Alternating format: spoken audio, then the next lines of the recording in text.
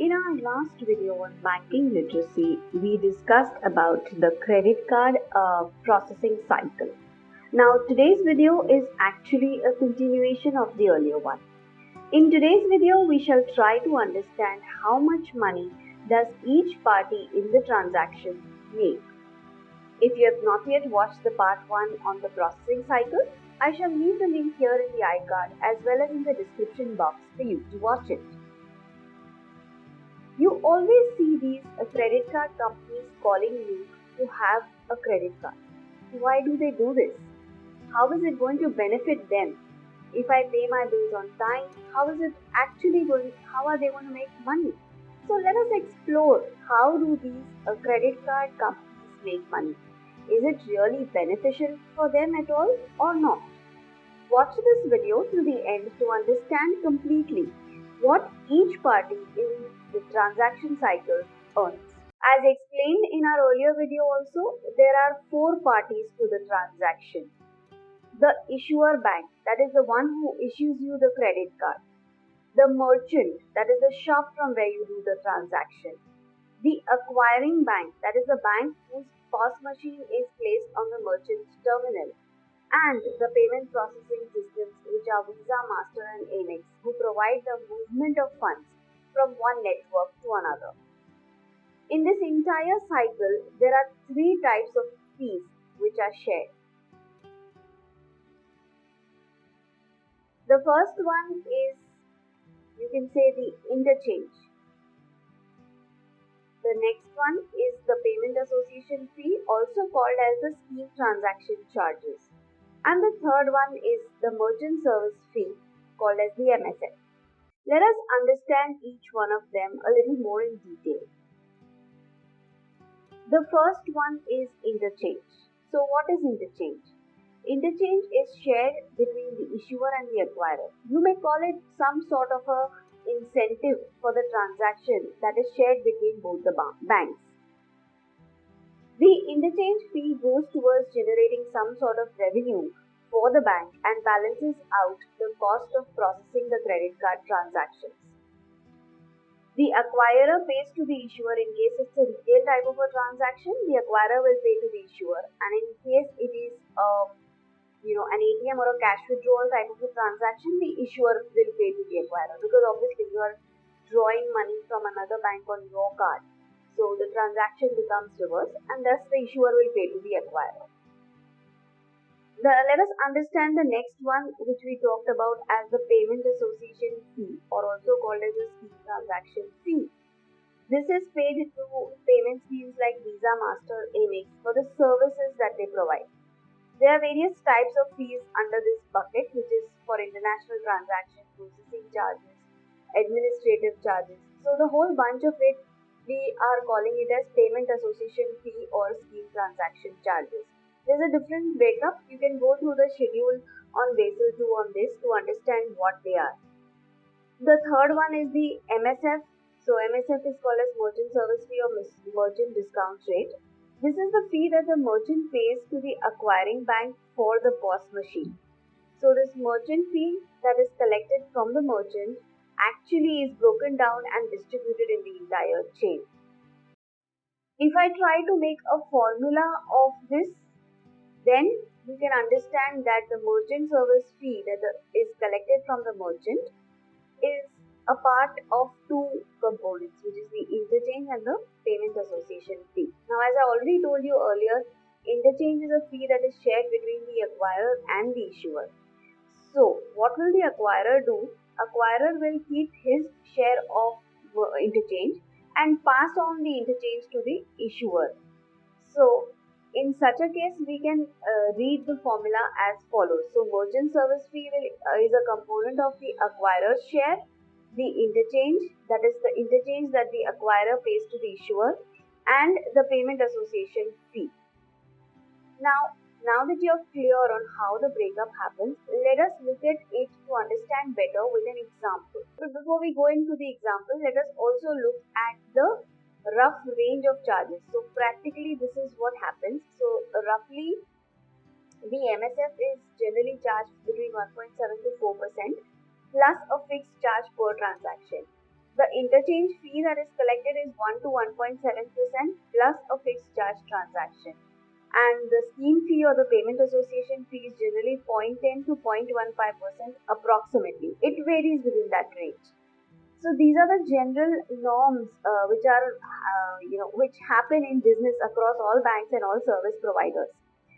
Now let us look at an example, but for the sake of simplicity of understanding, in the example I'm not taking these fixed charges per transaction. I'm only going to be calculating the percentages, and let us look at what happens.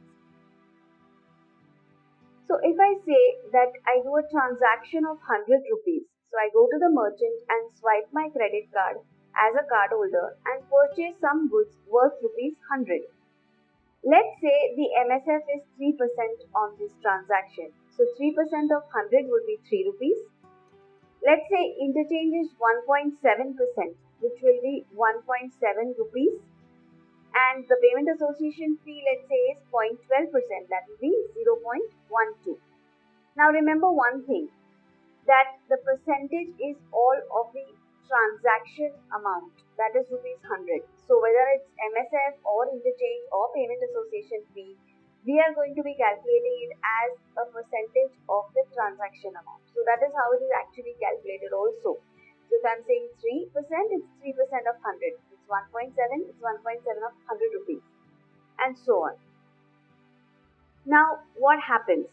We calculated them. The transaction is of 100 rupees, MSF is 3%, which is 3 rupees. So interchange is 1.7 and your payment association fee is 1.2%.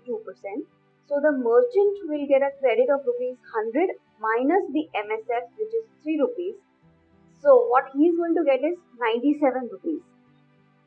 Now this 3 rupees, we go back to the formula. MSF is equal to acquirer share plus interchange plus payment service fee, right? So 3 rupees is equal to acquirer share plus 1.7 plus 0.12. So the acquirer share obviously will be 1.18.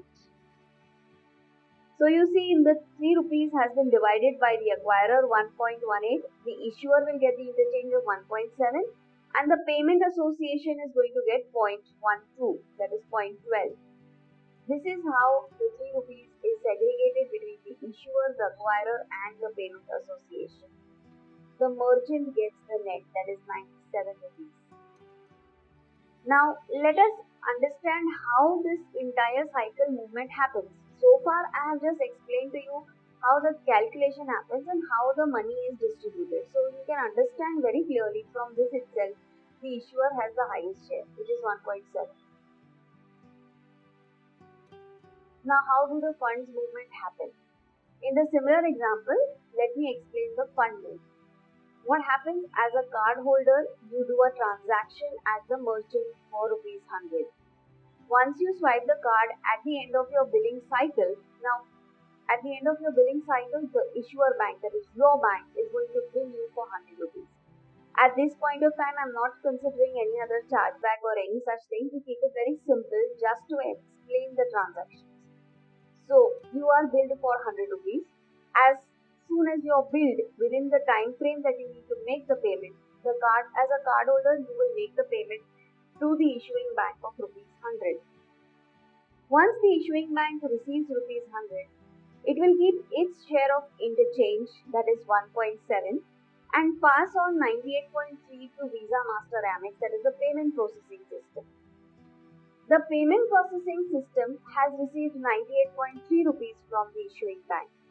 What they will do is, they will keep their portion of 0.12 and pass on 98.18 to the acquiring bank. The acquiring bank at this stage has received 98.18. From this, it will keep the acquirer's share, which is 1.18, and pass on the 97 rupees to the merchant. So to sum it up, if we see in the entire cycle, who has made how much? The issuer has made 1.7, the acquirer has made 1.18, and the payment association has made 0.12. This is excluding fixed charge transactions. So to sum it up, we see in the entire cycle, the interchange, the issuer has made the largest amount. Not only this, there are other charges also charged by the issuing bank. As you are aware, like late payment fee, EMI charges, processing fees, and so on, which as a cardholder you are aware, it is generally a part of the credit card statement which you pay. So, this is the way everyone in the entire transaction makes money. More so, this is how the issuing bank makes money. So, why will they not try to sell you cards? In short, this is how everyone makes money. I hope you like this video and it has brought in some clarity on the credit card business model. If you find this useful, then do give it a like to acknowledge our efforts. If you have any questions on any point on this video, feel free to comment in the comment section and we shall try to respond to you with utmost clarity. If you are interested to learn more on banking and finance, then go ahead and subscribe to Learning Equinox YouTube channel. Also hit on to the bell notification to get notified every single time we upload our video. That's all for our video today. Thanks for watching and stay tuned for more.